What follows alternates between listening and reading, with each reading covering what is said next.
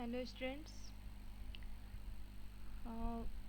पिछले की वीडियो में हम लोगों ने नवीन पल्लव पार्ट 2 सबसे अच्छा बस्ता नामक पार्ट के शब्दार्थ और प्रश्न उत्तर को अपनी कॉपी में राइट किए हैं। ठीक है, उसको समझ लिए हैं पूरी तरह से। तो आज हम लोग सबसे अच्छा बस्ता नामक पार्ट के बुक एक्सरसाइज को कंप्लीट करेंगे, उसके अभ्यास कार्य को कंप्लीट करेंगे और समझने का प्रयास करेंगे। ओके, तो इसमें सबसे पहले है किसने किससे कहा। ठीक है, किसने किससे कहा। नंबर 1 है मैं चाहती हूँ कि यह इनाम मुझे मिले। यह वाक्य किसने किससे कहा था?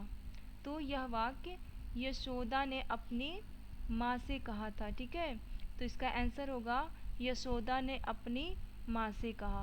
ओके स्टूडेंट्स, देखिए नेक्स्ट देखिए, मेरे पास सुंदर कपड़े का एक टुकड़ा है। मेरे पास एक सुंदर कपड़े का एक टुकड़ा है। तो ये वाक्य किसने किससे कहा था? माँ ने यशोदा से कहा। माँ ने यशोदा से कहा। ठीक है, नेक्स्ट, तेरा बस्ता बहुत सुंदर है। यह वाक्य किसने किससे कहा था? तो यह वाक्य लड़कियों ने यशोदा से कहा। जो उसके साथ पढ़ने वाली लड़कियां थी उन सब ने यशोदा से कहा। ठीक है, अब आगे बढ़ते हैं। एक सप्ताह बाद बताऊंगी कि किसका बस्ता सबसे अच्छा है। एक सप्ताह बाद बताऊंगी कि किसका बस्ता सबसे अच्छा है। यह वाक्य किसने किससे कहा? यह वाक्य अध्यापिका ने लड़कियों से कहा। सॉरी, आगे का मैंने बाय मिस्टेक नहीं लिखा है, उसके लिए सॉरी। बट यहाँ पे क्या होगा कि अध्यापिका ने लड़कियों से कहा। आप लोग मत भूलिएगा कि आगे इसके आगे क्या लिखना है, लड़कियों से कहा। ठीक है, आप लोग अगर आपके पास बुक हो तो बुक में इस सारे एक्सरसाइज को कंप्लीट कीजिए, अदरवाइज एक रफ कॉपी में सारे एक्सरसाइज को आप लोग अच्छे से उसमें राइट करके रखे रहोगे, ताकि जैसे ही बुक आपके पास अवेलेबल हो जाए आप सारे एक्सरसाइज को कंप्लीट कर सको।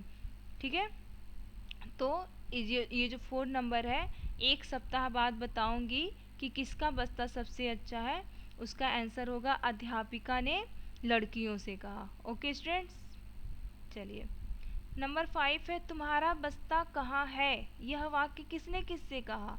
तो यह वाक्य अध्यापिका ने यशोदा से कहा। यह वाक्य अध्यापिका ने यशोदा से कहा। Okay, understood, very good. Next, ग, वाक्य प्रयोग कीजिए। क्या करना है? वाक्य प्रयोग कीजिए।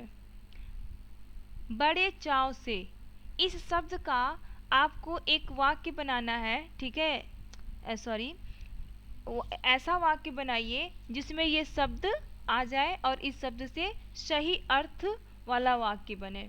तो क्या होगा, इस शब्द से वाक्य प्रयोग करना है, वाक्य बनाना है। तो होगा यशोदा ने बड़े चाव से, सॉरी, यशोदा ने बस्ता बड़े चाव से तैयार करवाया। ठीक है, नंबर 2, फूली न समाना। तो बस्ते को देखकर यशोदा फूली न समाई। इस तरह का वाक्य प्रयोग हो गया और ये शब्द जो है वो वाक्य में भी आ गए। ठीक है, बस्ते को देखकर यशोदा फूली न समाई। नेक्स्ट है गले लगना। तो ईद के दिन सभी लोग एक दूसरे के गले लगते हैं। ईद के दिन सभी लोग एक दूसरे के गले लगते हैं। भरे गले से, इस शब्द का वाक्य प्रयोग करना है।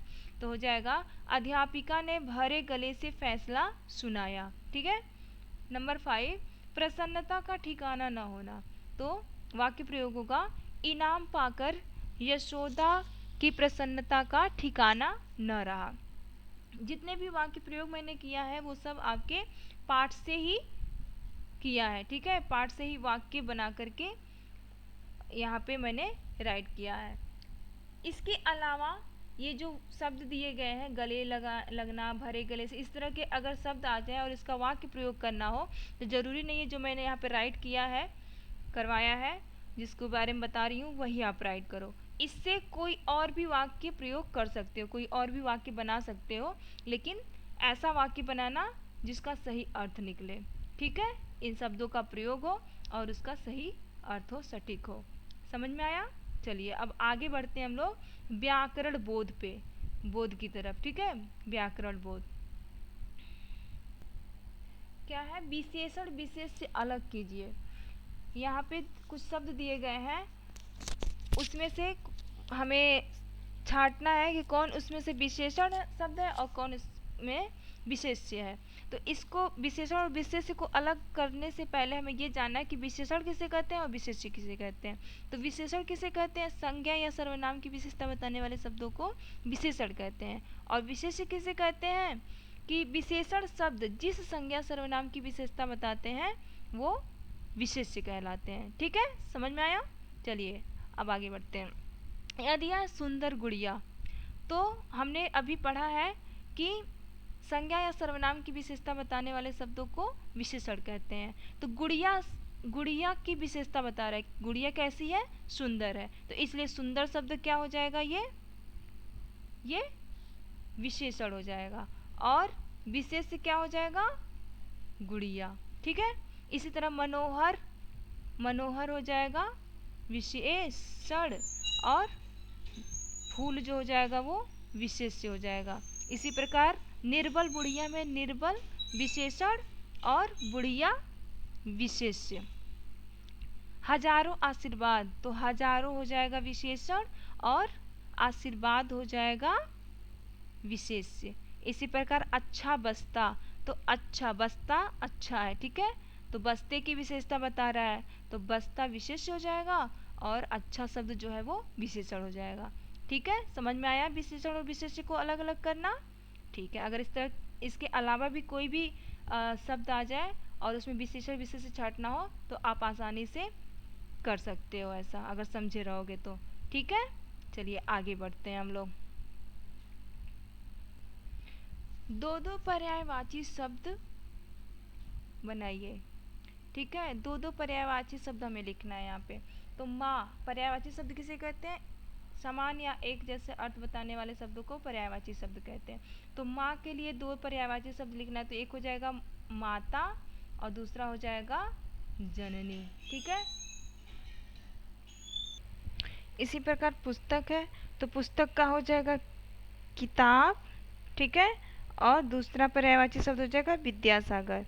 इसके अलावा पोथी, ग्रंथ, खाता, बही, ये सारे पुस्तक के पर्यायवाची शब्द हैं। ठीक है, फूल का हो जाएगा पुष्प और सुमन।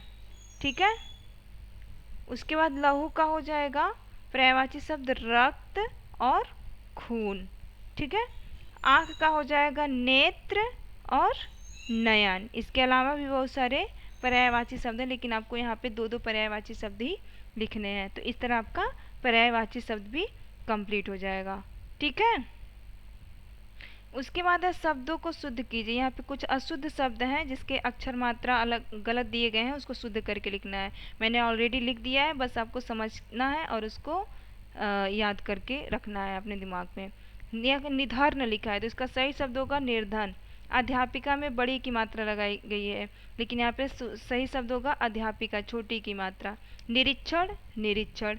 बुढ़िया का यहाँ होगा सही शब्द बुढ़िया, यहाँ हो जाएगा अधिकार, छोटी की मात्रा लग जाएगा तो ये सही हो जाएगा।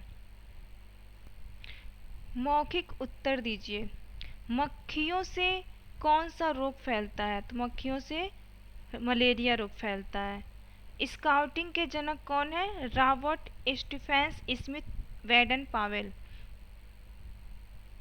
मिट्टी के खिलौने कौन बनाता है? तो मिट्टी के खिलौने कुम्हार बनाता है। आपके विद्यालय में किन खेलों की प्रतियोगिताएं होती हैं? तो बैडमिंटन, चेस, मीन शतरंज, संगीत, नृत्य और भी बहुत सारी प्रतियोगिताएं आपके विद्यालय में होती है, तो उसका नाम आप लिख सकते हैं। ठीक है, नेक्स्ट पे आते हैं। वाक्यांशों को पढ़कर लिखिए कि कौन सा कार्य अच्छा है कौन सा बुरा। किसी की सेवा करना अच्छा कार्य, किसी को धक्का देना बुरा कार्य, अंधे को सड़क पार कराना अच्छा कार्य, प्रतियोगिता में भाग लेना अच्छा कार्य। ठीक है, ठीक है, अब इसको आप लोग कंप्लीट कीजिए और इसको लर्न कीजिए। ओके।